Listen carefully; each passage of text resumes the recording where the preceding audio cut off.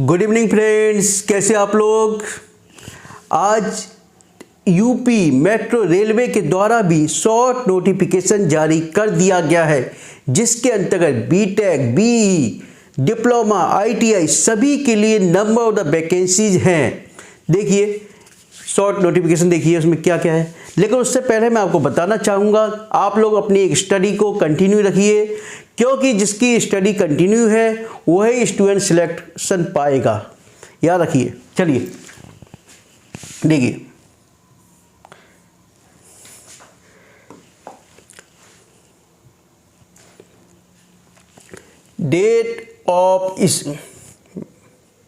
Date of issue notification, यानी आज start किया गया है। Online registration will be start visit 20 मार्च 2024, यानी ऑनलाइन रजिस्ट्रेशन जो होगा स्टार्ट 20 मार्च 2024 होगा। लास्ट डेट इसकी है 19 अप्रैल 2024, यानी लास्ट डेट आपकी 19 अप्रैल 2024।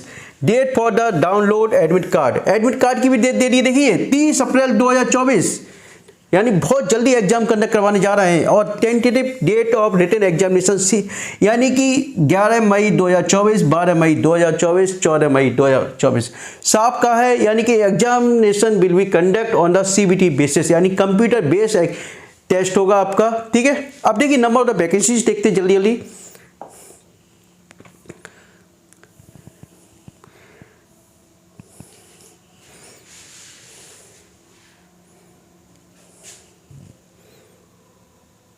जस्ट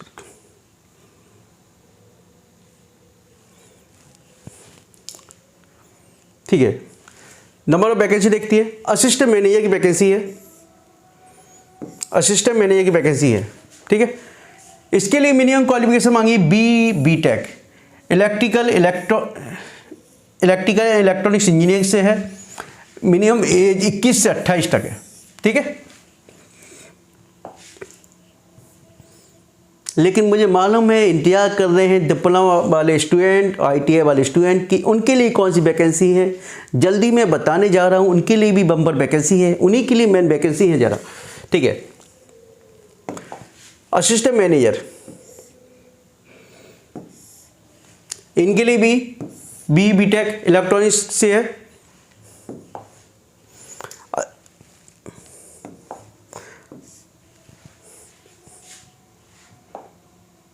जी असिस्टेंट मैनेजर ऑपरेशंस, इनके लिए बीटेक मांगा है। ठीक है, assistant manager assistant manager IT, देखिए master degree in computer applications और कंप्यूटर साइंस और master technology with the specialisation in computer application और BTech in computer science engineering from a government recognise, यानी कंप्यूटर साइंस के लिए भी vacancy है आपकी। ठीक है, असिस्टेंट मैनेजर अकाउंटेंट्स, ठीक है, यानी CA from the institute of chartered accountants of the India. ठीक है, यानी एज वही 21 से 28 तक है। Assistant manager architect, bachelor of architect 5 year course होता है from a government recognise university. ठीक है, assistant manager human resources, full time MBA HR। ठीक है, assistant manager public relation, master of the mass communication and journalism और master in the journalism from a recognise university. Assistant company secretary, member of the institute of company secretaries of India with the minimum 50% marks of. Non executive post के लिए आ जाते हैं, जिसका आप लोग बेसब्री से इंतजार कर रहे हैं। ठीक है, देखिए इसी को बताते मैं, है ना, क्योंकि मुझे मालूम है आप लोग इसी का वेट कर रहे थे और मैं भी इसी को बताना चाहता हूं, क्योंकि हमारे जो स्टूडेंट हैं उनके लिए, उनको रोजगार प्रोवाइड कराना, उनके लिए एक प्रॉपर गाइडेंस उपलब्ध कराना, ये हमारी रेस्पॉन्सिबिलिटी है, हमारी जिम्मेदारी है। ठीक है, जूनियर इंजीनियर इलेक्ट्रिकल, इसके लिए देखिए 88 वैकेंसी है। Electrical 3 years diploma in electrical and electronics engineering और equivalent from a government recognise university. ठीक है, मिनिमम एज 21 से 28 ईयर्स तक है। ठीक है,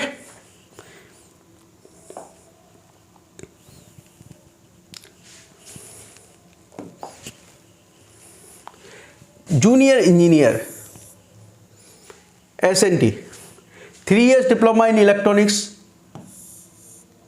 एंड कम्युनिकेशंस और इक्विवेलेंट, ठीक है, 44 वैकेंसी है।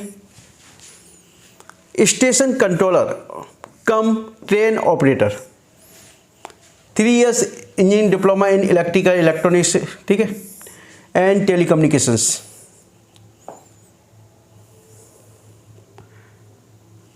Account assistant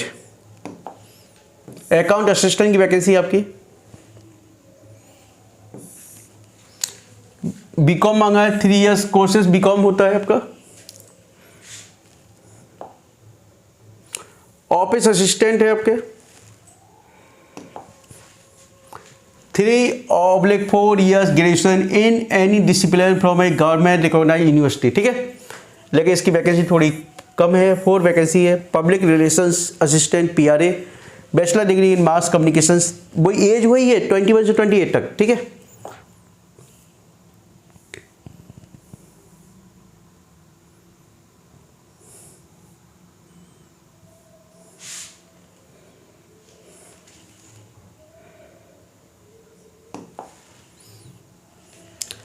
maintenance electrical ITI 78 vacancy है, ITI होनी चाहिए।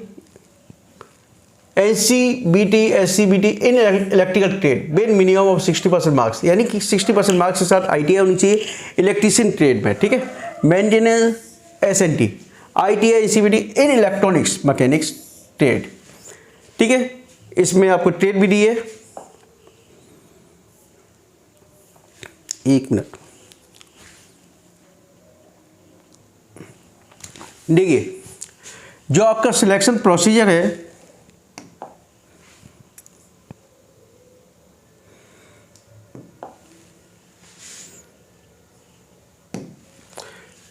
वो 3 स्टेज है। पहले तो आपका CBT एग्जाम होगा, पहला रिटन टेस्ट होगा यानी CBT बेस्ड, फिर उसके बाद साइको का एग्जाम होगा, साइको एप्टीट्यूड टेस्ट, ठीक है, साइको, और ये दिया भी हुआ आपका objective type computer base,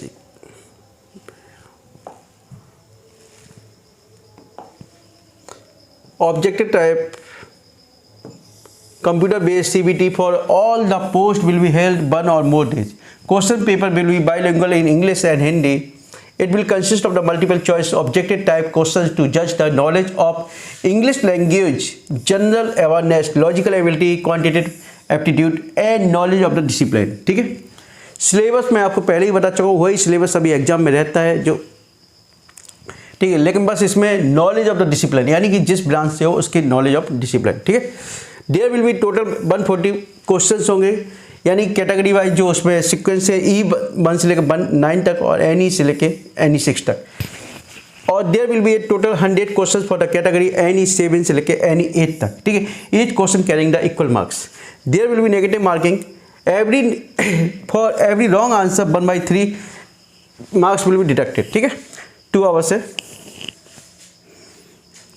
Candidate who qualify the written test for the station controller cum train operator and rank the high on the merit list within the zone of the consideration as it decided by the UPMRC shall be called for the psycho test, यानी psycho test होगा। उसके बाद आपका document verifications और medical, ठीक है।